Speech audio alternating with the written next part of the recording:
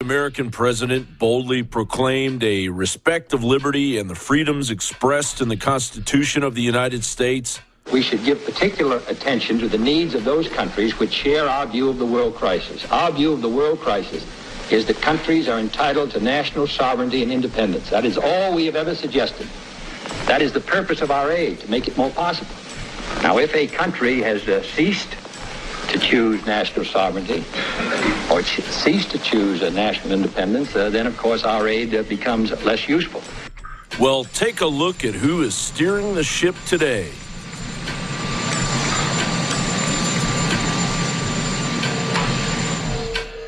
The New World Order panderer-in-chief, President Obama, was recently in Vietnam hyping the prospect of slashing tariffs on products imported into the United States, aggressively pushing a multinational corporation's sovereign-killing trade deal linking 40% of the global economy into a full-blown smackdown on the already struggling U.S. economy. The LA Times writes, ordinarily a presidential administration would wait until Congress ratifies a trade agreement before putting it into force with member nations. But with just 8 months left in office and presidential candidates Hillary Clinton, Donald Trump, and Bernie Sanders all against the deal, Obama and his advisors appear to have concluded that they must speed up that lengthy process to preserve the trade pact. This president of ours is blatantly taking this country down and spreading his belly full of total loathing for America across the globe. This is the same president that signed the NDAA in the middle of the night after threatening to veto it, a document guaranteeing that American citizens can be disappeared by the authorities without any explanation, much less their rights. These people are saying that the passing of the bill,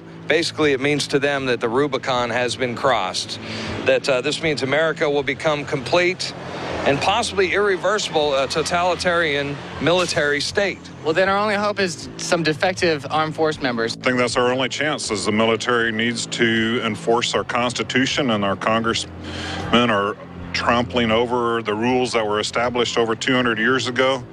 And that's the whole problem. There's too much corruption in the executive branch and in the congressional. The same president behind a draft to install a government official into each home to oversee your children. The document states, the first step in systematically embedding effective family engagement practices in educational settings is to establish a culture where families are seen as assets and partners in children's development. The same president that lied his tail off to get into office in order to enact globalist New World Order directives while simultaneously rewarding the corporate demons running the central banks with toppled regimes and more central banks. Obama is the first president in U.S. history to not see a single year of 3% GDP growth. That is who was apologizing to Japan and Vietnam for the rhetoric of Donald Trump. They're rattled by it, and for good reason, because a lot of the proposals that he's made display either ignorance of world affairs or a cavalier attitude or an interest in getting tweets and headlines instead of actually thinking through what it is that is required to keep America safe and secure and prosperous. If they're rattled in a friendly way, we're going to have great relationships with these countries. He's a president who's done a horrible job. Everybody understands that. He's a president who's allowed many of these countries to totally take advantage of him, and us, unfortunately. And he's got to say something. And it's unusual that every time he has a press conference, he's talking about me. Say what you want about Trump. The majority group who support Trump are white families with a lot of money. Howbeit, you are an absolute fool if you can't stomach the facts and realize that Obama is 1,000 times worse. In years to come, if the United States is still here, we will be adamantly apologizing for electing President Barack Obama to 2 terms. In America, there's a failure to appreciate Europe's leading role in the world. Instead of celebrating your dynamic union and seeking to partner with you to meet common challenges, there have been times where America's shown arrogance and been dismissive. John Bound for Infowars.com. Ladies and gentlemen, when we get back, we're launching this Friday transmission. Ladies and gentlemen, it is Friday, the 27th day of May 2016. I'm your host, Alex Jones. We'll be here for the next 4 hours today. Jakari Jackson just got back from several days on the West Coast, but also in New Mexico, experiencing the anti-Trump, anti-free speech riots. He got hit with a rock. He got tear gas previous to that in Ferguson. They got smoke bombed also out in California.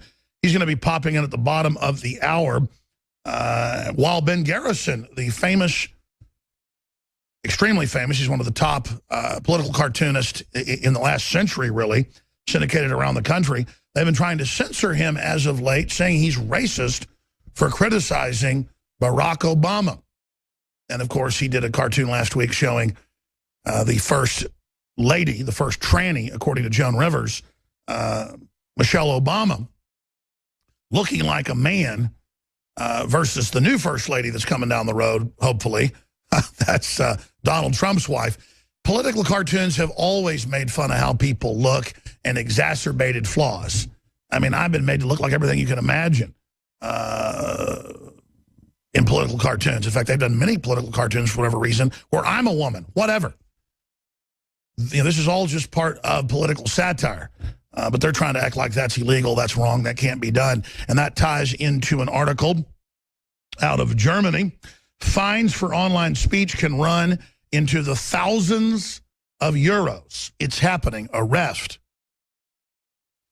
Fines. They're reactivating Stasi operatives. You cannot make this up. And this is what they want to sell and push here in the United States. And then, of course, David Knight's going to be honchoing the 4th hour today. Now, I want to get into campaign 2016. I want to get into the so-called recovery, which they admit is a fraud. We are also going to be looking at what's happening outside of our world that affects what's happening on our planet, because we kind of get this idea that, well, we live here in America, so the rest of the world doesn't exist. Or we live here on the planet, so the rest of the universe doesn't exist. The truth is, most science that is seen as settled, whether it was 500 years ago or 50 years ago, turns out to be wrong or partially wrong as we learn more. An example of that is people used to think the world was flat. Now we could see the sun and other planets turning with telescopes and know that they are indeed spherical. And we understand a lot more about the sun and the mathematics of how it operates as a giant thermonuclear furnace. But we also were told that we weren't hit by large asteroids, but every few million years. Now that we have satellites, we can see all the big craters on the planet that have just been filled in by trees and grass or oceans or seas or lakes. I don't know how old the world is. And from a scientific perspective, we can't document exactly where human life came from. Those are the mysteries of the universe, or what created the universe, what created reality. You can always say, well, God did. Well, then what came before God? I guess God. It's that age-old question. But I know this. There is a bizarre arrogance by the power elite, as they call themselves, by the parasites, where 6 years ago at the UN, at the Copenhagen summit, there were all these scientists there saying, look, it's the sun that drives climate. And the sun goes in 12-year cycles, and then in larger, it looks like 120-year cycles, and then it's got 1,000-year cycles, because the ancients marked all this down very, very clearly. And then we've done studies the last few hundred years, scientists have. The sun is one of the most studied objects, obviously, in the universe. It's very close to us. It's very visible. It's very easy to study. Our life is based on it. Almost completely. Without the sun, we'd be dead in a matter of hours. So the UN voted, you can actually pull this article up, UN votes to say that the sun does not affect climate change, that it's all humans, so that they can tax us and say that we are the problem when there's a tornado or a hurricane or a snowstorm or a dust storm or a firestorm or whatever the case may be. It's like the Vatican 500 years ago saying that the Earth was the center of the universe and that the sun and other planets orbited the Earth. And 100 years before that, they were locking up Copernicus and Galileo, and people are trying to, because they said the Earth was round, spherical.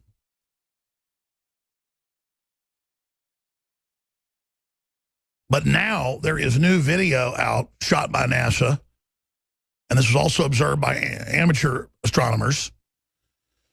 And there is new photos out that show the sun imploding, basically sputtering, like your engine cutting out for a moment, because it is the continued controlled thermonuclear explosion of the hydrogen and other gases. You can just go to the encyclopedia if you want and read about how the sun operates. In fact, guys, I'm no physicist. I know the basics. I'm no astrophysicist, but you guys just print me an encyclopedia breakdown on how the sun operates so I get this exactly right. The point is, most people don't even know anything about the sun or care when it's the most important things physically in our lives. When it has a mass coronal ejection, it sometimes shoots out molten plasma and light energy hundreds of millions of miles, and if it ever actually was pointed directly at the Earth, would fry the Earth. Some of these coronal ejections are so big, not just radiation, not just light, that blasts satellites and communications, but so much heat it would actually burn off our atmosphere. That's what it's shooting out into space. That's how powerful it is. So before I get into all the worldly news, let's talk about what's really going on. It'd be like if you had a magnifying glass in your backyard looking at an ant and you thought that was the whole universe. And then you stood up and looked around you and you were in the middle of a big city with skyscrapers around you and you were in a little grass lot, in the back of a Chinese food restaurant. It's the same thing. The public just focuses in, and the globalists want us to focus in on a few grains of sand and a few pieces of grass and an ant, maybe a doodle bug or something crawling by. Well, here's the article in the Daily Express. Is the sun disintegrating? You are free to use any means necessary, but I want them alive. No disintegrations. NASA spots monster hole open up on our star, and it's our star. I don't worship the sun, but if I was a pagan, that's what I'd worship. It warms us. It gives us life. The plants grow. It's just everything physical. You got to have light, water, carbon dioxide, and oxygen. Without that, you're dead. We're carbon-based life forms, and it's the sun, and I love it. I love the sun. All the ancients loved it. It's common sense. It's good. And the average person's knowledge on the sun is just almost zero. So it's a huge explosion going on of compact gas on fire, but its gravity's so big, it sucks that in a controlled explosion, and at the edges of its gravity, it forms the event horizon or the edge of the sun. But then explosions inside cause huge eruptions coming out from it. Mass coronal ejections. You're a TV viewer, I've got NASA HD footage of the sun behind us.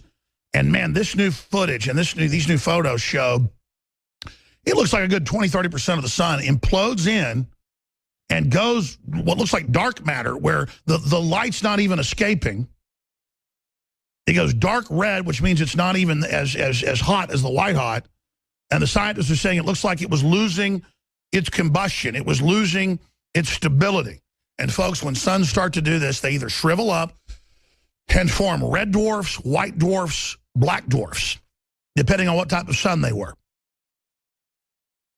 And then a lot of times those end up imploding. You have a nova and it explodes, or a supernova and the whole solar system goes goodbye. There's lots of different variants of this. But let me tell you, when you're sitting there looking at the sun and the whole top implodes in like the top of Kennedy's head blowing off and it all turns black and you see there's nothing there and it's not, the sun isn't there, big piece of the sun just disappears. All right, coming up in the next segment, I'm going to play a bunch of Trump clips. Get into him and the supposed Bernie Sanders debate that's coming up, the latest on the Hillary scandal with the Inspector General from the State Department saying, no, she clearly broke the law. She's clearly lied. I mean, she's done. If she doesn't get indicted, this is one of the most flagrant examples of someone being caught red-handed committing crime and not getting in trouble.